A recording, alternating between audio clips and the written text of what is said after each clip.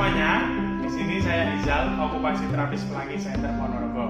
Untuk penjelasan kemarin kan banyak sekali mengenai kenapa anak selalu tidak mau untuk potong kuku, tidak mau untuk potong rambut, takut ketinggian, dan tidak bisa duduk tenang. Nah, itu banyak sekali kan faktornya. Salah satunya ada gangguan vestibular, ada gangguan proprioseptif, ada gangguan taktil juga. Selain itu dan banyak sekali. Nah, di sini saya akan menjelaskan apa sih vestibular, proprio, dan taktil itu tadi. Selain itu apa juga sih sistem auditori, olfaktori, dan gustatori. Pasti penasaran kan? Ayo kita simak bareng-bareng penjelasan dari saya ini. Sebelum ke materi, jangan lupa like, komen, dan subscribe di channel YouTube Pelangi Center Ponorogo. Menurut May Benson tahun 2005, sistem sensori adalah bagian dari sistem saraf yang bertanggung jawab untuk memproses informasi sensori atau rangsangan. Nah, proses dari informasi sensori atau rangsangan itu disebut sensori integrasi. Apa itu sensori integrasi? Yaitu kemampuan anak atau individu dalam menerima, memproses, dan memahami input sensori serta menggunakan input sensori tersebut. Gambaran secara umum proses sensori integrasi yaitu adanya input. Input itu didapatkan dari taktil, vestibular, proprioseptif, olfaktori, gustatori, visual, dan auditori. Kemudian input itu diproses atau dinamakan dengan mengintegrasikan sensori yang dilakukan oleh CNS. Di dalam CNS itu akan diproses, diterima, diorientasikan atau dikelompokkan, kemudian dipilih mana yang sesuai dengan input tersebut, kemudian akan diatur atau direncanakan apa saja yang menjadi feedback. Kemudian ada output. Output itu adalah respon atau tindakan dari input yang didapatkan. Fase perkembangan sensori integrasi ini ada 4. Yaitu di sini saya akan menjelaskan pada fase awal atau fase 1. Apa sih yang ada di fase 1 ini? Yaitu sensori taktil, vestibular, dan proprioseptif terintegrasi pada tahun pertama karena adanya hubungan antara bayi dan ibu. Selain itu, ada juga perkembangan dari sistem gustatori, sistem olfaktori, sistem visual, dan sistem auditori. Di fase 1 ini ada 2 proses perkembangan sensori, yaitu yang pertama, anak dapat mempelajari dari lingkungan sekitar, dan yang kedua, anak dapat mempelajari dari tubuhnya sendiri. Proses yang pertama yaitu anak dapat mempelajari dari tubuhnya mereka sendiri melalui sistem taktil, sistem vestibular, dan sistem proprioseptif.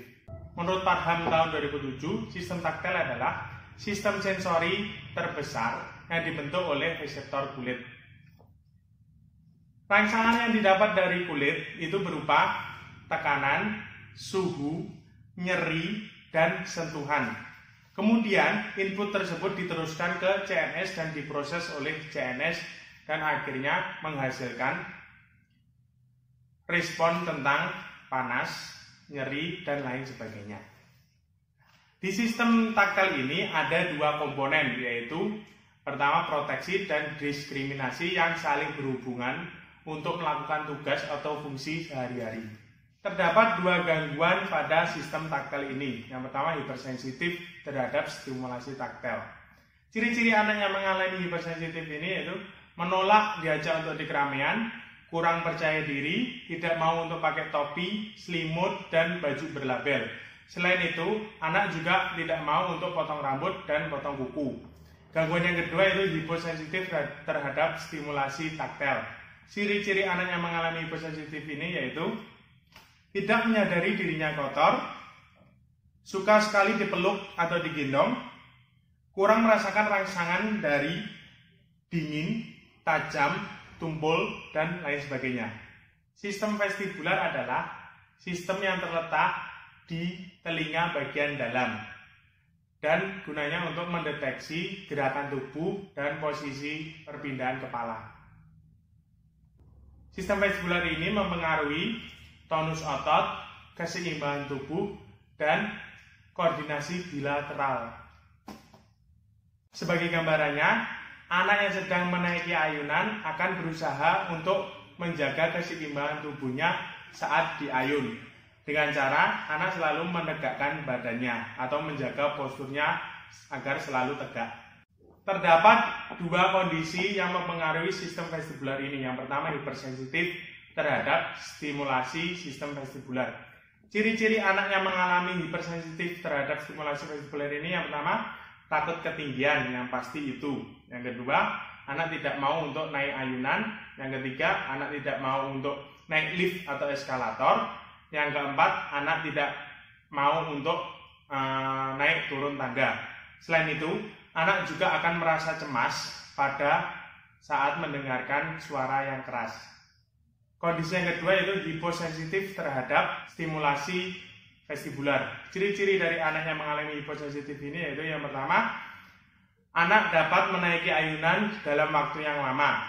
Yang kedua, memutar-mutarkan badannya secara terus-menerus. Yang ketiga, kurangnya menyadari sensasi jatuh sehingga anak tidak akan berusaha untuk menjaga dirinya. Sistem ketiga yaitu sistem proprioceptif. Apa itu sistem proprioceptif? Adalah sistem yang terdapat di serabut otot, tendon, dan ligamen. Sistem ini mempengaruhi gerakan motorik kasar dan motorik halus yang dilakukan secara spontan. Di sistem proprioceptif ini juga terdapat dua kondisi, yaitu yang pertama hipersensitif terhadap stimulasi proprioceptif, yang kedua hiposensitif terhadap stimulasi proprioceptif. Ciri-ciri anak yang mengalami hipersensitif terhadap stimulasi proprioceptif adalah yang pertama, anak sering jatuh.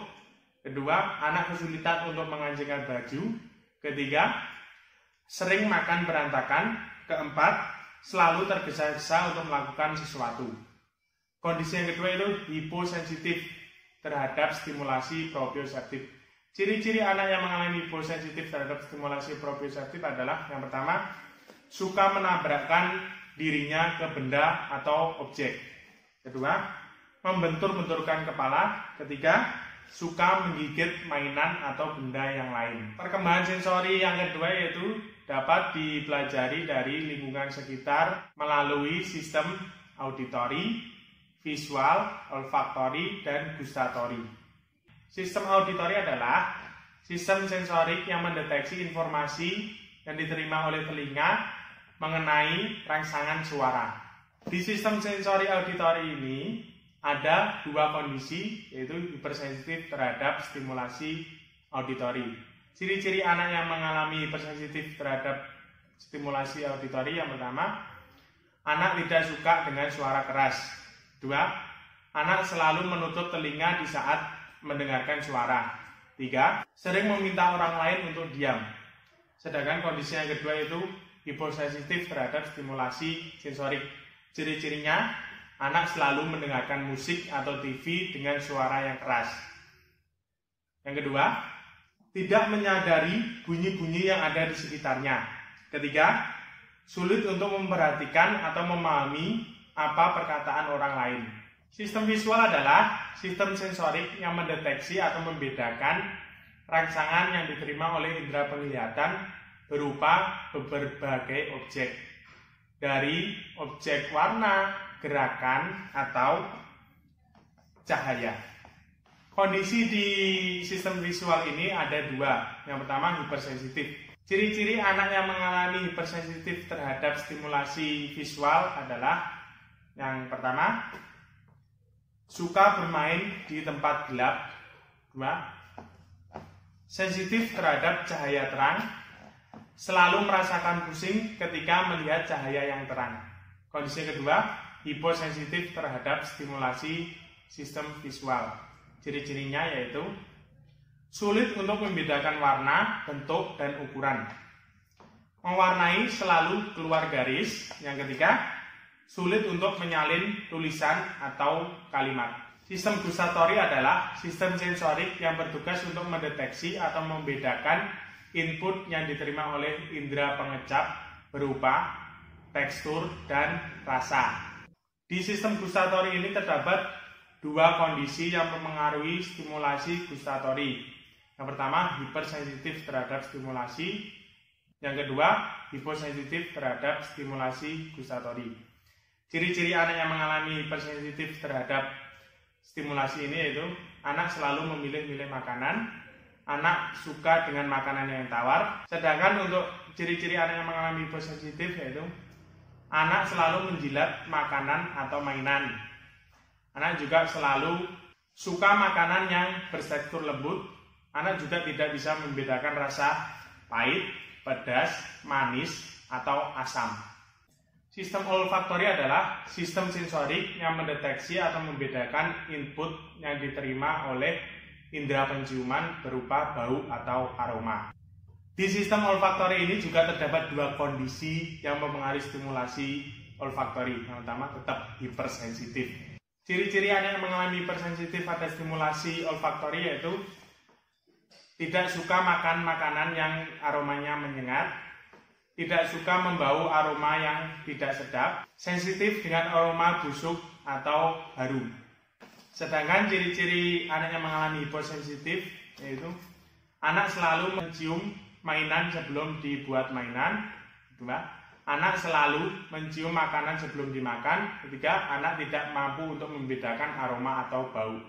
Menurut Miller tahun 2007, apabila input sensori yang saya jelaskan tadi tidak terintegrasi secara tepat, maka anak akan menginterpretasikan dunianya secara berbeda.